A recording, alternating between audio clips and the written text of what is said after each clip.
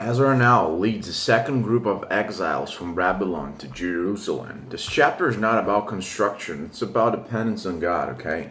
So Ezra begins again with a list of names.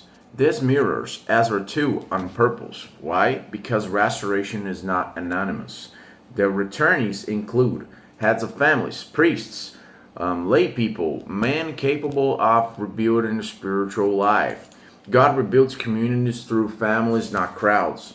Then, at the assembly point near the Ahava Canal, Ezra notices something alarming. I checked among the people and the priests, but I found no Levites there. This is critical because Levites are essential for temple service. Worship cannot function without them. Ezra pauses the journey. He sends leaders to recruit Levites. God responds. Levites volunteer. Temple servants, descendants of those appointed by David, also join.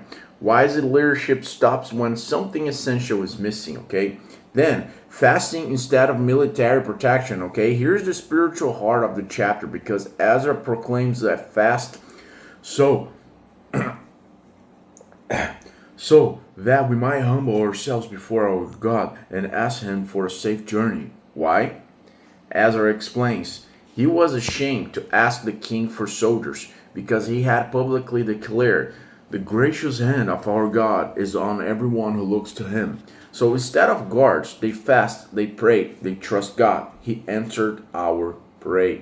Faith sometimes means refusing visible security to honor God.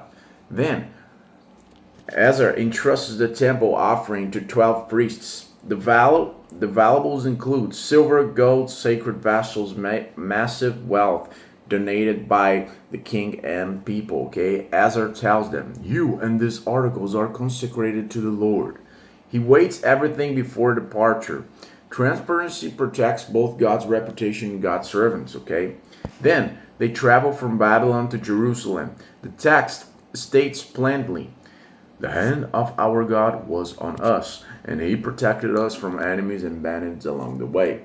This was a dangerous route, okay? Long distances, desert regions known for attacks, and no ambushes, no losses. God honors trust grounded in humility, okay? Then upon arrival in Jerusalem, everything is re-weighted. Yeah, re-weighted.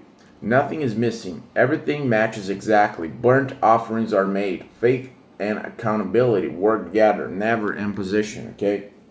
Never in opposition. Then Ezra delivers the king decrees to regional officials. The result? They gave support to the people of God and to the house of God. Obedience opens door, authority alone cannot, okay? Then, let's check the lessons. First lesson of this chapter, God values individuals and families. Names matter because people matter. Second, spiritual leadership pauses when worship is incomplete. Ezra refuses to proceed without Levites. Third lesson, prayer replaces human security. Ezra chooses fasting over soldiers. Fourth lesson, integrity safeguards God's word. Sorry. Everything is weighted, recorded, and verified. Fifth, God protects those who trust Him. The journey succeeds without military support. Sixth, faith and accountability are allies. Trusting God does not cancel responsibility. Then, the summary of this chapter is, Ezra leads a group of exiles back to Jerusalem. When he discovers no Levites among them, he delays the journey until proper worship support is secured. Ezra proclaims a fast, choosing to rely on God rather than military protection. God answers by granting safe passage and protecting valuable offerings. The chapter highlights humility, integrity, and trust in God's hand over human strength.